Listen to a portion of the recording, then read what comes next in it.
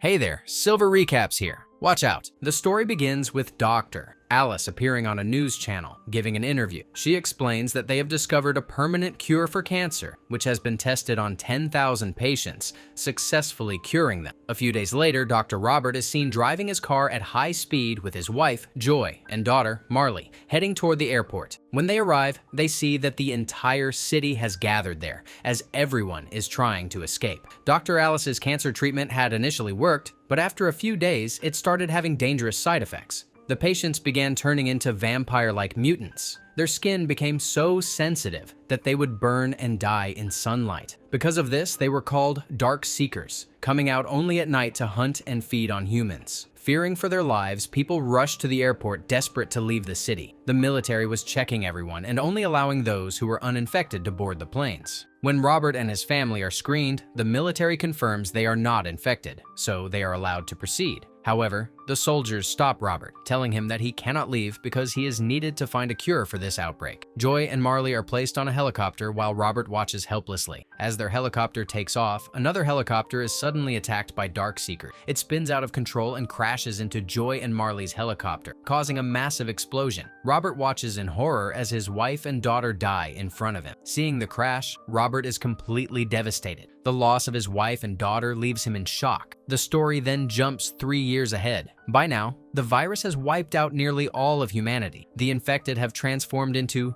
Dark Seekers, and only about 1% of people have survived, living in hiding. The world has become a desolate wasteland, worse than hell itself. We then see Robert, one of the last survivors. He is out hunting for food with his loyal dog, Sam. After tracking a deer for a long time, he finally finds it standing still, eating something. Just as Robert is about to shoot, a lioness suddenly pounces on the deer, killing it. Moments later, the rest of her pride arrives. At that moment, Robert's wristwatch alarm beeps. He checks the time and realizes that the sun is about to set. Soon, darkness will take over, and the Dark Seekers will emerge to hunt. Without wasting any time, he quickly heads back home with Sam. Once inside, Robert and Sam eat their meal. Before nightfall, Robert secures the house, locking all doors and windows and turning off all lights to make it seem abandoned. After ensuring everything is safe, he and Sam retreat to the bathtub where they sleep for the night. A few hours later, eerie sounds fill the air. The Dark Seekers have emerged, roaming the city. The next morning, Robert goes to his lab where he continues working on a cure for the virus. He has captured several infected rats, using them for experiments. As he observes them, he notices that most of them remain aggressive and unchanged. But then he spots one rat behaving differently. This was the one he had injected with his latest formula. It appears calm and normal. Seeing this, Robert is overjoyed. He realizes that he may have finally created an antidote for the virus.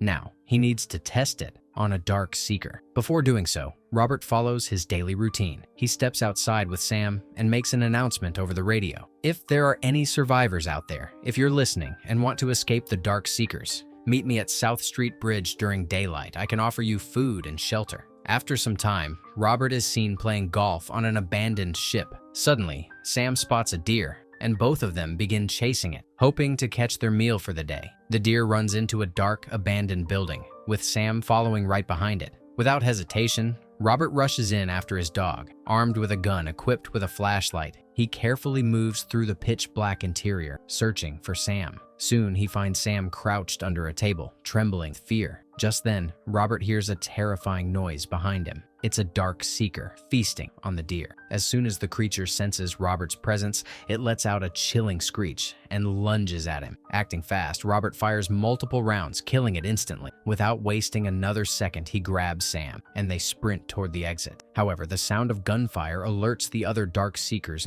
who begin chasing them. One of the creatures leaps at Robert, trying to pin him down. But just in time, Robert and Sam jump out of a window, crashing onto the ground outside. The moment the Dark Seeker follows them outside, its body is exposed to sunlight. It immediately burns and disintegrates, dying on the spot. Seeing the broken window, Robert gets an idea. He needs a Dark Seeker for his experiment. First, he tells Sam to stay inside the car. Then he sets a trap using a rope and throws it into a dark building. After some time, a Dark Seeker gets caught in the snare, struggling and screaming. Robert quickly knocks it unconscious and prepares to take it back to his lab. Just then, another Dark Seeker appears at the window, furiously screeching at Robert. It seems as if it is trying to communicate, almost like it is saying, "Let it go." but Robert ignores it and takes the captured Dark Seeker to his lab. Once inside, he injects the creature with his latest experimental cure. Observing closely, he notices that this Dark Seeker is female and has a butterfly tattoo on her body. A short while later, he sees a promising sign. The Dark Seeker's heart rate, which was previously erratic, starts stabilizing. Hope surges in Robert's mind. He believes that she might fully transform back into a human, but just then, she suddenly regains consciousness and aggressively lunges at him before collapsing again. Robert's hope is shattered. The next day, Robert sets out with Sam for another hunting trip. While walking through the deserted city, he notices something unusual, a statue that wasn't supposed to be there. Suspicious, he furiously shoots at it, causing it to fall over. Water starts leaking from inside the statue, making Robert even more curious. As he steps closer to inspect it, he suddenly gets caught in a trap. The snare lifts him off the ground, leaving him hanging upside down. But in the process, he hits his head and loses consciousness. When he wakes up, it is already evening, and his wristwatch alarm is ringing, warning him that night is approaching. He realizes that he is still trapped, with Sam barking anxiously below him. As Robert looks around, he notices something terrifying. Standing in the darkness is the same Dark Seeker who had screamed at him the day before. It had set this trap for him. The creature is not alone. It has brought 2 mutant dogs with it. They are waiting for complete darkness before they attack. Panic sets in. Robert quickly pulls out his knife and cuts the rope, causing him to crash to the ground. But in the process, the blade pierces his leg, leaving him in immense pain. He glances up and sees the Dark Seeker and its mutant dogs inching closer. Knowing he has little time left, he desperately crawls toward his car, hoping to escape before it's too late. Within moments, as the sun fully sets, the Dark Seeker unleashes its mutant dogs on Robert and Sam. The creatures charge at them, attacking viciously. Acting fast, Robert shoots and kills both dogs. However, in the chaos, he notices something horrifying. One of the mutant dogs has bitten Sam. Wasting no time, Robert grabs Sam and rushes back home. He immediately injects him with medicine, hoping to stop the infection. But it's too late. The virus has already spread throughout Sam's body, turning him into a mutant. Sam, who had been Robert's only companion, now snarls and lunges at him. Heartbroken, Robert has no choice. With a heavy heart, he strangles Sam to death, putting an end to his suffering. Now, completely alone, Robert is overwhelmed with grief. Sam had been his last connection to any form of companionship. That night, fueled by anger and sorrow, Robert takes his car and heads out to take revenge. As he drives through the city, any Dark Seeker that crosses his path is met with his bullets. He kills every creature in sight. But in his rage, Robert loses control. His car crashes, leaving him severely injured and trapped inside. As he struggles to free himself, the same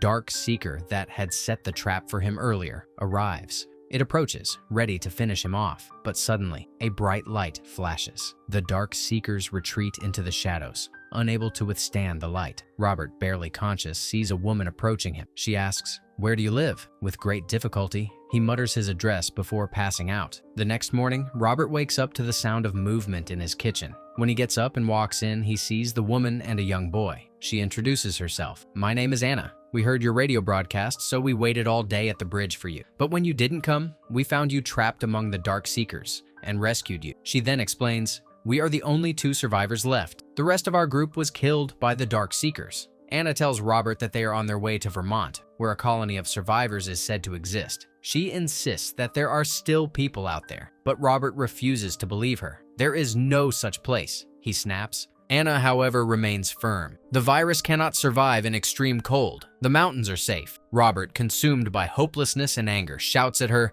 "There is no safe place. No one has survived the Dark Seekers. No one." Frustrated, he storms off, unwilling to accept any possibility of hope. That evening, Robert goes to his lab, placing ice beneath the female Dark Seeker's body and injecting her with the medicine. Just then, Anna arrives and asks, "Will this really work?" Robert replies, "Maybe. If her body temperature stabilizes, the medicine might take effect faster." As night falls, Robert secures his home, locking all windows and doors. But soon, he hears eerie screeches outside. The Dark Seekers have found them. Robert turns to Anna and asks, "What time did you bring me home?" Anna replies, "Right before sunrise." Hearing this, Robert realizes, they tracked us. They know where we are, and they're coming to kill us. Luckily, he had prepared for this moment. Outside, he had set up explosives. As the Dark Seekers approach, Robert detonates the bombs, killing many of them, but their numbers are too great. The remaining creatures break into the house and attack. Robert fights back, shooting as many as he can. But soon, he and Anna are forced to retreat into the lab. Inside, they notice something incredible. The medicine is working. The female Dark Seeker's heart rate is normalizing. Robert has finally found the cure. But before he can celebrate, the Dark Seekers break into the lab. He quickly seals the bulletproof door, trapping himself, Anna, and the boy inside. Desperate, Robert shouts at them, "I found the cure! I can save you all." The Dark Seeker's leader arrives, and in a fit of rage, slams against the door repeatedly. As cracks form, Robert notices something strange. Moments later, the leader smears his own blood onto the door, forming another butterfly shape. Robert suddenly remembers the female Dark Seeker had a butterfly tattoo on her body. It all clicks. She wasn't just any Dark Seeker. She was the leader's mate. That's why they came. They weren't mindless monsters. They wanted her back. Understanding this, Robert carefully carries the female Dark Seeker outside and approaches the leader. The other creatures prepare to attack, but the leader roars, signaling them to stop. Robert then takes a syringe and extracts a small sample of the female's blood, proof that the cure exists. Moments later, she regains consciousness and embraces her mate. The leader takes her back, and without harming Robert or the others, he leads the Dark Seekers away. The next morning, Robert, Anna, and the boy set off toward Vermont, searching for the survivor colony. As they drive, Anna makes a final broadcast over the radio. "If there are any survivors out there, meet us in Vermont. We have found the cure."